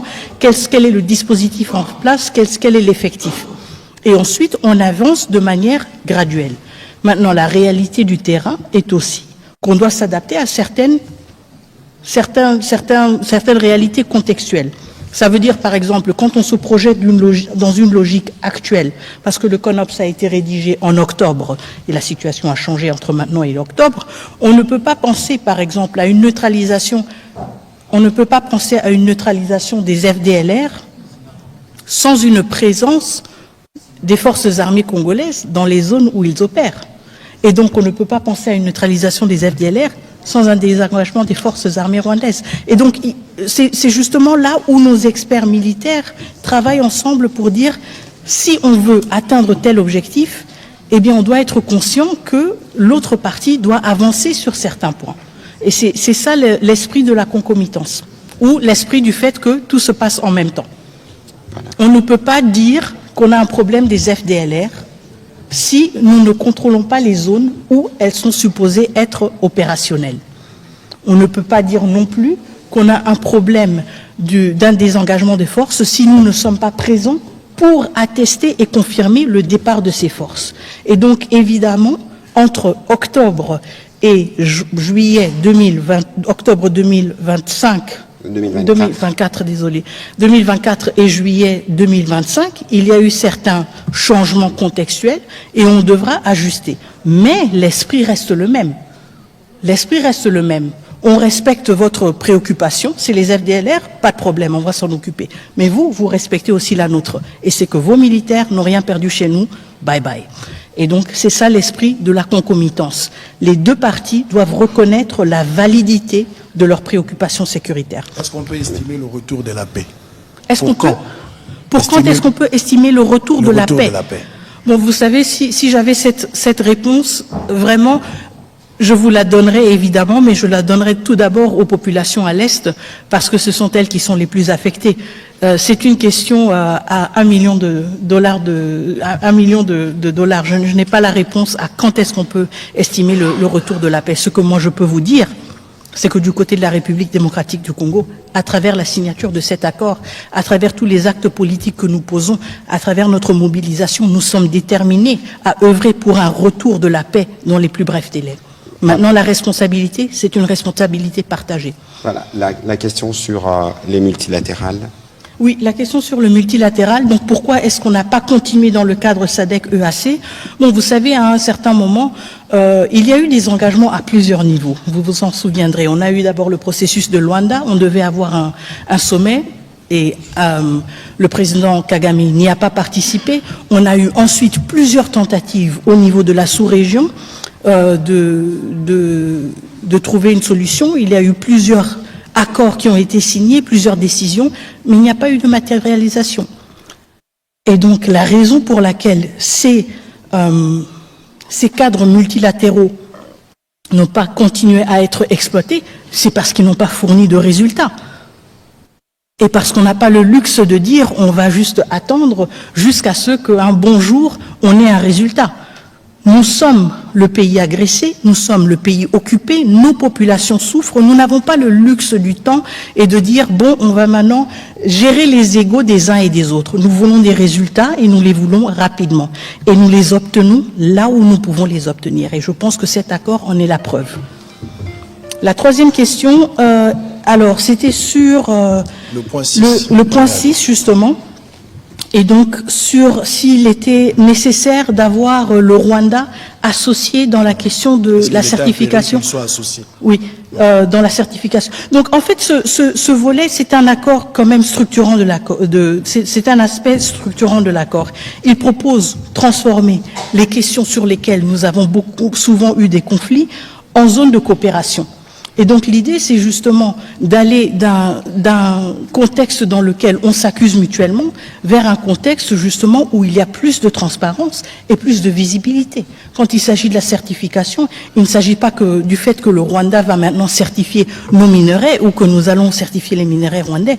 On s'appuie sur les mécanismes qui existent, sur les mécanismes par exemple de la CIRGL pour dire justement si nous voulons que la question des ressources naturelles ne soit plus une question épineuse, si nous voulons aller au-delà des accusations mutuelles des uns et des autres, vous avez pris les nôtres, vous les vendez comme les vôtres, etc., nous devons renforcer cet aspect-là des mécanismes qui existent déjà au niveau de la région, à savoir les mécanismes aussi de certification. Et ça veut dire que, forcément, nous devons travailler ensemble avec le Rwanda, tout comme nous devons travailler avec d'autres pays de la région. Quand vous regardez la CIRGL, elle ne se limite pas au Rwanda et à la RDC, mais elle a justement le mécanisme qui est le plus utile, si vous voulez, et le plus probant pour cette question de certification et sur lequel je pense que nous allons devoir nous appuyer. Et donc pas exclusivement RDC-Rwanda, mais justement dans un caractère régional qui va bien au-delà. La question, c'est qu'ici, il s'agit d'un accord entre les deux pays. C'est pour cela qu'on parle explicitement des deux pays. Alors, je vais être plus concret sur cette question pour éviter justement toute ambiguïté. Le lac Kivu, nous avons le gaz dans le lac. Le lac, qu'on les partage. Comment voulez-vous que sur la gestion du gaz qu'il y a dans le lac, un peu comme on a les pétroles dans les Graben albertines avec l'Ouganda, qu'il n'y ait pas des interactions? Première question, premier exemple. Deuxième exemple, le massif du Virunga, le parc de Virunga. C'est les mêmes massifs. Évidemment, il est plus grand, plus important à RDC et plus petit au Rwanda. On a des familles des gorilles qui vivent comme des humains. Lorsqu'il y a de coups de feu, ils se déplacent. Ils traversent dans les mêmes massifs pour se retrouver. Donc, vous voyez que c'est les questions qui ont été abordées ici, c'est des questions qui nous lient. Nous connaissons tous les motivations de la guerre. Vous avez vu qu'on a sanctionné la raffinerie de Gasabo au Rwanda par l'Union européenne parce qu'elle raffine de l'or qu'il n'y a pas chez eux. Et donc ici, il faut s'assurer que nous avons pris toutes les précautions qu'il faut. Souvenez-vous de ce que la Mineta a dit précédemment ici. Nous sortons de 30 ans des conflits. Nous avons de millions de morts. Et donc, même si nous devons nous engager dans le cadre d'un partenariat économique, cela ne peut jamais se faire sans tenir compte de tout ceci. Et donc, Israël Mutombo, soyez bien apaisés sur le sujet. Ce qui a été abordé ici, c'est des choses qui sont vécues au quotidien et pour lequel nous, comme République démocratique du Congo, dans le cadre d'une paix restaurée, on ne peut que voir comment mieux faire. On a parlé d'électricité aujourd'hui, même aujourd'hui, Sénélac. Je vous ai donné l'exemple du Sénélac, du courant qui est produit Ruzizi en RDC, mais qui est donné au Rwanda et au Burundi dans le cadre d'un projet d'intégration qui a été mené par la CEPGL. Donc ici, il faut bien lire ce qui a été dit et le garder dans le contexte précis parce que vous avez des exemples des réalités qui sont déjà vécues sur terrain. On va prendre la prochaine question aussi. Comment nous sommes arrivés à signer l'accord avec le Rwanda alors que la démarche était celle de rechercher la sécurisation? Je crois que ici, Israël, on ne va pas refaire l'émission. La Mineta a dit que c'est un accord de paix. On a signé un accord de paix. Dans cet accord, on a énoncé des principes, notamment le principe de l'intégration économique. Et dans les principes d'intégration économique, on a parlé d'une intégration régionale, on a parlé de ce qui est bilatéral en partant de l'existant. Il faut bien comprendre cela pour que cela ne soit pas un élément de confusion. On aura l'occasion, je viendrai sur votre plateau pour aller plus en détail, parce que je pense que vous-même, vous avez des susceptibilités sur le sujet. Mais ici, comme le président de la République l'a dit en début de cette émission, aucune ressource de la RDC ne sera brandée. Madame Alexandra Branjon, allez-y s'il vous plaît. Et puis ce sera Eric Izami. Et puis on prendra la dernière question pour terminer. Madame la ministre, bonsoir. Monsieur le ministre, une question à nouveau sur les FDLR. Comment est-ce que vous comptez neutraliser ces FDLR? Est-ce que vous estimez aujourd'hui que les forces armées congolaises ont les moyens de le faire, sachant que ces groupes armés sont souvent dans des zones contrôlées par les M23? Est-ce que vous avez identifié des difficultés pour le faire?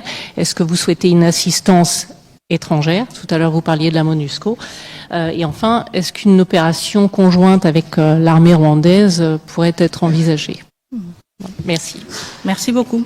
Alors la question des FDLR et leur neutralisation, évidemment, je pense tout d'abord qu'on doit se référer à toutes les expériences antérieures que nous avons déjà accumulées en République démocratique du Congo et donc à une certaine expertise, si vous voulez, dans la question, raison pour laquelle, pour nous, il s'agit surtout d'éléments résiduels des FDLR. Je pense qu'on a vu quand même, au fil des années, une réduction quand même assez sensible par rapport au nombre des effectifs des FDLR, suite aussi aux opérations, aux différentes opérations et différents efforts qui ont été menés par la République démocratique du Congo. Donc, quand il s'agit de la question justement de comment s'y prendre, comme je l'ai évoqué au début, il s'agit tout d'abord de sensibiliser les FDLR qui sont rwandais sur la possibilité de retourner chez eux et la possibilité d'y être pris en charge à travers la commission de démobilisation du Rwanda et d'être réintégrés dans la société rwandaise. C'est le premier pas. Et nous l'avons toujours observé dans d'autres efforts, si vous voulez, pour gérer la question des FDLR. Évidemment, tout cela va de manière crescendo, si vous voulez, ou séquentielle, en fonction justement du succès de cette première étape. Si nous voyons que c'est une étape qui a beaucoup de succès et qu'il ne s'agit plus que des poches de résistance, évidemment, encore une fois, avec plus d'insistance, on va essayer de motiver les FDLR à retourner chez eux et ceux qui ne voudront pas se rendre, évidemment, feront face à des opérations militaires. Chose que nous avons déjà eue en République démocratique du Congo, encore une fois, dans des formats différents et à chaque fois adaptés, si vous voulez. Nous l'avons eu dans le format d'opération conjointe avec la MONUSCO, et ça avec une implication variée de la MONUSCO. Nous l'avons eu aussi dans le cadre des opérations Mojawetu avec les forces armées rwandaises. Donc encore une fois, nous avons une panoplie d'expériences sur laquelle nous pouvons nous appuyer. La question de la capacité des forces armées congolaises à faire face à la présence des FDLR. Bon, déjà, elle ne relève pas de mon domaine, mais je peux vous assurer que la défense, pendant ces derniers mois et pendant ces dernières années, s'est justement concentrée sur son efficacité et sur justement le besoin d'être plus performante. Et donc, je peux très bien m'imaginer que dans ce cadre d'opération aussi stratégique, d'une portée si importante pour la République, que nous n'allons pas avoir de doute sur la performance, la capacité de performance de nos forces armées. Maintenant, la question sur la possibilité d'opérations conjointes entre la République démocratique du Congo et les forces armées rwandaises, cette question n'a pas été évoquée et elle n'est pas encore sous examen ou elle n'est pas prévue d'être examinée, en tout cas dans les jours à venir. Nous nous concentrons sur nos propres capacités, à être à la hauteur de ce défi et sur notre détermination, au besoin associer des partenaires internationaux comme peut-être la MONUSCO, si le besoin est ressenti et évidemment en coordination avec ces acteurs. Mais pour l'instant, il n'y a pas de plan quelconque de le faire conjointement avec les forces armées rwandaises. Je pense que pour l'instant, on se concentre plutôt sur leur départ définitif. Merci, bien dit. Éric Izami. Merci de la parole. Je voudrais globalement féliciter votre activisme dans votre gouvernement pour rechercher la paix, parce que la paix est essentielle. Alors la question, la première, c'est de revenir sur ce qu'a évoqué ici mon confrère Israël Mutombo, mais je voudrais être beaucoup plus concret. Nous parlons de l'accord de paix. Existe-t-il dans cet accord une coopération minière entre le Congo-Kinshasa et le Rwanda? Ou existe-t-il un projet conjoint dans ces sens? Nous avons besoin de réponses à propos. Le 1.23, deuxième question. Le 1.23 exige pour poursuivre avec les pourparlers au niveau de Doha que Kinshasa puisse donner oui choses. Entre autres, il y a notamment la levée de poursuite de certains de leurs cadres. Qu'est-ce que votre gouvernement en dit? Et puis pour terminer, c'est la question au ministre Mouyaya. Je suis congolais, avant d'être journaliste, donc je partage votre avis que d'aller vers la paix. Mais vous nous expliquez de manière bien tout ce qui a été fait au niveau des États-Unis. Mais nous ne sommes pas en face de gens qui sont ou qui ont toujours fait preuve de bonne foi. Je voudrais, moi, garder en éveil mon sens critique. Alors je pose la question. Qu'est-ce que le gouvernement congolais prévoit pour que ce que vous nous expliquez aujourd'hui ne puisse pas être détourné par notre voisin, le Rwanda, qui depuis toujours crée toujours la petite bête pour nous faire de problèmes. Je crois que c'est une question qui est toute simple. On ne peut pas comparer les deux pays. Parce qu'ici, nous avons une opinion qui s'exprime dans sa diversité, dans sa pluralité, y compris sur des sujets où les gens n'ont pas toujours l'expertise qu'il faut. Il faut considérer avec la signature de cet accord que nous avons une ouverture pour aller vers la paix. Je vous ai rappelé ce que le président de la République a dit ici. Aujourd'hui, tout ce qui faisait l'objet des discussions, tout ce qui faisait l'objet d'affrontements entre les deux pays a été coulé sur l'accord. Et dans cet accord, le Rwanda s'est engagé comme la RDC. C'est pour ça que tous ceux qui donnent des avis dans un sens ou dans un autre, ils doivent se rendre compte que nous avons sur un papier l'engagement du Rwanda fait à la Maison-Blanche devant le président américain qu'on peut considérer comme un des garants de ce qui a été convenu. Aujourd'hui, nous, on n'a pas le temps, la ministre d'État est là, d'aller dans la polémique, là où nous voulons nous assurer que des vies humaines sont sauvées, que des femmes sont moins violées, que les enfants peuvent aller à l'école dans les bonnes conditions. Et cet accord ouvre cette voie. Et donc, il faut considérer que nous tous, un peu dans l'esprit de l'appel qui a été lancé le 25 avril, qui est évoqué dans les préambules de l'accord, nous tous, nous devons contribuer où nous sommes pour aller vers la paix. Donc, on va quitter le terrain de la polémique qui ne construit pas et on va nous tous nous assurer que le Rwanda qui s'est engagé dans cet accord doit, pour sa part, y contribuer autant que nous allons le faire. C'est à ces prix qu'on va montrer le caractère républicain et notre envie de parvenir à une paix dans la région. Voilà ce que je peux dire à ces propos. Madame la ministre d'État. Merci. Donc, je reprends les deux premières questions. La première question était, est-ce qu'il y a dans cet accord une disposition sur un accord minier entre la RDC et le Rwanda? Non. Lisez l'accord. Et vous pouvez lire l'accord. La deuxième question, les 8 conditions du M23. Comme vous l'avez évoqué, en effet, il y a le processus Doha qui est encore en cours. Apparemment, le M23 a jugé opportun de s'adresser, ou de prendre parole aujourd'hui, si je ne me trompe pas, pour évoquer 8 doléances qu'ils auraient. Je pense que ce sont des conversations qui ont lieu dans le cadre du processus de Doha et qui doivent continuer dans le cadre du processus de Doha. Nous n'allons pas nous prononcer là-dessus. Nous avons traité tous les processus, que ce soit le processus de Luanda, que ce soit le processus de Washington DC ou le processus de Doha, avec professionnalisme et respect envers les facilitateurs, avec discrétion, pour justement contribuer à un environnement propice pour avoir des discussions fructueuses. Nous allons maintenir cette posture. Ces conversations-là ont lieu à Doha, elles continuent à Doha. Merci. Voilà, Madame la ministre d'État, je pense que nous avons couvert tous les sujets. Les questions, elles peuvent encore continuer. Nous irons sur des plateaux. Non, je pense que dans l'exercice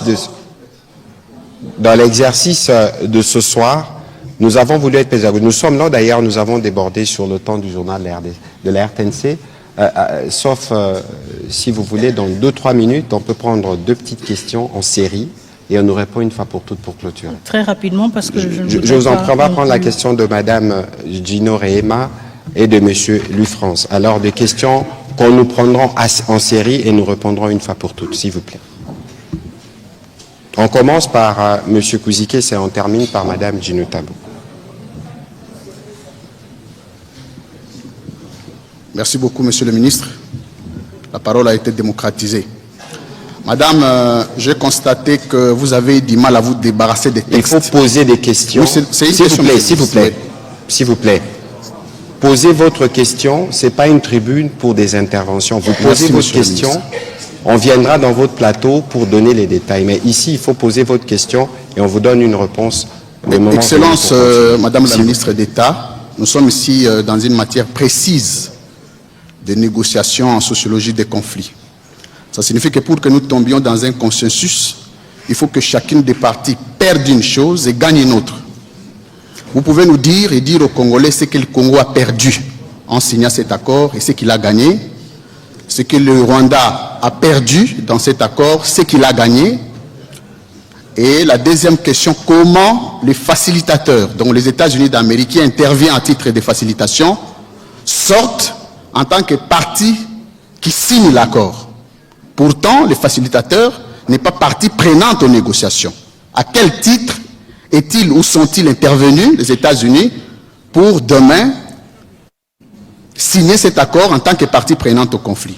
Okay. Alors, la Merci. dernière question, je termine. Non, c'est Excusez-moi, monsieur deux le questions. ministre. Madame, s'il vous plaît. Madame Dino. La dernière. Merci beaucoup. Merci, monsieur. On viendra dans votre plateau, S'il vous plaît, monsieur madame. Kouzikessa, s'il vous plaît. Allez, Dino Tabo, allez-y. Merci beaucoup, Madame la Ministre. Ma Merci à question, aux États-Unis, il y a eu des engagements qui ont été pris par la RDC et le Rwanda. La RDC a pris aussi l'engagement de neutraliser les FDLR. Je reviens sur cette question. Alors, je voudrais savoir où se trouvent ces FDLR. Vous les localisez où? Et aussi, ils sont estimés au nombre de combien? La deuxième question, M. Boulos a déclaré dans une interview, il a confirmé l'influence du Rwanda sur les M23. En même temps, il a dit que l'accord de paix conclu vise à mettre fin aux 3 décennies de conflit en appelant au désarmement de groupes rebelles tels que les M23 et à la coopération économique régionale. Alors, ma question, comment nous pouvons comprendre cet aspect de la coopération économique? Donc, c'est-à-dire comment se fera cette vous revenez sur une coopération question économique? qui a déjà été posée et reposée. Permettez que sur cette question, la ministre d'État ne réponde pas parce que nous en avons parlé abondamment. Sur la question de la localisation des FDLR, comprenez aussi qu'ici, il y a des questions qui relèvent de la stratégie militaire. La ministre d'État pourra faire un commentaire, mais aussi, de ce point de vue, il faut considérer qu'on ne peut pas s'étendre sur d'autres aspects parce que c'est des aspects qui relèvent justement même pas du ressort de la première diplomate après le président de la République, mais des états-majors de nos forces armées. Madame la ministre d'État, pour les questions qui vous ont été destinées. Parfait, merci beaucoup. Alors la première question, qu'est-ce que la RDC a perdu et qu'est-ce que la RDC a gagné? Et idem pour le Rwanda. Écoutez, encore une fois, je ne voudrais pas verser dans des interprétations politiques. Comme le ministre Mouyaya l'a expliqué, nous sommes dans un exercice pédagogique, nous sommes dans un exercice d'explication de l'accord. Si on parle de gains et de pertes, c'est une interprétation, si vous voulez, de cet accord, et je trouve que cela pourrait être extrêmement subjectif. Concentrons-nous donc sur ce que nous avons noir sur blanc et pas sur ce que nous croyons voir. Je pense quand même que ce que nous avons gagné, et je veux me concentrer sur les gains, je veux être optimiste justement. Ce que nous avons gagné, ce que nous avons obtenu, c'est un accord clair, c'est un accord qui responsabilise les deux parties, c'est un accord avec un garant, et ça m'amène à la deuxième question dont vous avez parlé, que vous avez évoqué, un garant qui est prêt à se mobiliser aussi pour assurer le suivi de cet accord et sa mise en œuvre effective. La deuxième question, à quel titre est-ce que les États-Unis d'Amérique ont signé? Eh bien, au même titre que l'Angola aurait signé, au même titre que les pays de la SADC auraient signé, au même titre que le Qatar va signer, en tant que facilitateur, évidemment. C'est un document juridique, on ne peut pas juste laisser les deux parties signer. Il y a cet engagement aussi du facilitateur qui doit se matérialiser à travers une signature, et donc c'est justement pour cette raison que les États-Unis d'Amérique ont signé, parce qu'ils ont justement ce rôle de facilitateur. En même temps, vous vous en souviendrez peut-être, pendant la cérémonie de signature, il y avait d'autres participants qui ont aussi contribué à ces efforts, mais peut-être que cela ne s'est pas manifesté à travers une signature, à savoir le président de la Commission de l'Union africaine, à savoir le ministre d'État, ministre des Affaires étrangères du Qatar, à savoir aussi le ministre des Affaires étrangères du Togo. Juste pour vous montrer justement que cet accord est le fruit de plusieurs efforts, mais spécifiquement dans ce cas-ci, le fruit aussi d'une facilitation assumée par les États-Unis d'Amérique, et donc à juste titre, ils ont signé cet accord avec nous dans leur qualité de facilitateur tout comme ça aurait été le cas si cet accord avait été signé en Polynésie ou je sais pas, en Indonésie ou n'importe quel autre pays du monde. Quand un pays est facilitateur, il a aussi cette responsabilité-là d'apposer sa signature à cet accord. La troisième question, c'était sur les FDLR, sur les effectifs des FDLR, sur le positionnement des FDLR. Comme le ministre l'a indiqué, nous n'allons pas pouvoir nous pencher sur ce genre de détails opérationnels, mais ça nous ramène encore une fois au rôle du mécanisme conjoint de coordination de la sécurité qui justement a ce travail-là, d'établir, si vous voulez, un point de départ, d'établir une compréhension partagée. Où sont-ils? À combien sont-ils? Quelle est la réelle menace qu'ils représentent? Tout comme pour la question du désengagement des forces, ce travail-là devra aussi se faire. Quels sont les effectifs dont nous parlons? Où sont-ils positionnés? Si nous voulons passer à la mise en œuvre de ce CONOPS, évidemment, comme vous l'évoquez, ces questions sont tout à fait légitimes et pertinentes et vont être justement au cœur du travail de ce mécanisme qui va être mis en place. Nous n'allons peut-être pas tous avoir les détails de ces informations, mais pour que ce travail se fasse de manière efficace, il devra y avoir un point de départ qui permettra justement d'évaluer le progrès et le succès des efforts et des opérations respectives. Voilà, Madame la ministre d'État, nous avons en tout cas terminé cet exercice pédagogique. Il était lent, mais comprenez qu'il y avait... Il était aussi pédagogique pour moi. Voilà, qu'il y avait beaucoup de questions et qu'il était important que le peuple congolais puisse être fixé et édifié de cet accord qui a été obtenu évidemment grâce aux efforts diplomatiques portés par les présidents de la République lui-même, la Première ministre, la Mineta et toute l'équipe, parce que finalement c'est un travail qui a été fait par plusieurs. C'est un point de départ. Madame la ministre d'État, quels peuvent être vos mots pour terminer l'exercice de ce soir? Tout à fait. Je pense que le mot important ou l'expression importante ici, c'est effectivement un point de départ. Comme je l'ai dit à Washington DC, c'est maintenant que le vrai travail commence. C'est un travail qui nous concerne tous en tant que Congolais et Congolaises, en tant que citoyens engagés, que nous soyons membres du gouvernement, que nous soyons membres de la société civile, de la presse, ou citoyens engagés et épris du souci de voir la paix se matérialiser dans notre pays. Notre travail à nous tous commence maintenant, à commencer par l'appropriation de cet accord, sa compréhension, sa lecture évidemment, la curiosité qui devrait nous animer justement, devrait nous encourager aussi à avoir des conversations les uns avec les autres pour mieux comprendre cet accord, mais aussi se pencher concrètement sur les réalités qui doivent rapidement se transformer, en particulier dans les zones encore sous occupation à l'est de la République démocratique du Congo. Donc ce n'est qu'un début, c'est le premier pas et nous allons continuer à avancer vers la mise en œuvre de cet accord, mais surtout aussi vers une paix durable, vers un développement durable et vers une pacification continue de la partie est de notre pays et évidemment de la région des Grands Lacs. Merci beaucoup. Voilà, merci Madame la ministre d'État. Pour terminer, je sais qu'il y a encore beaucoup de questions.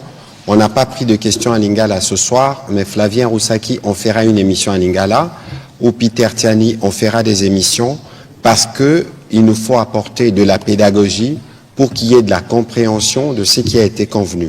On fera des émissions en Swahili, on fera des émissions en Chiluba, pour être sûr que tous les Congolais, partout où nous nous trouvons, nous nous imprégnons de ce qui a été fait.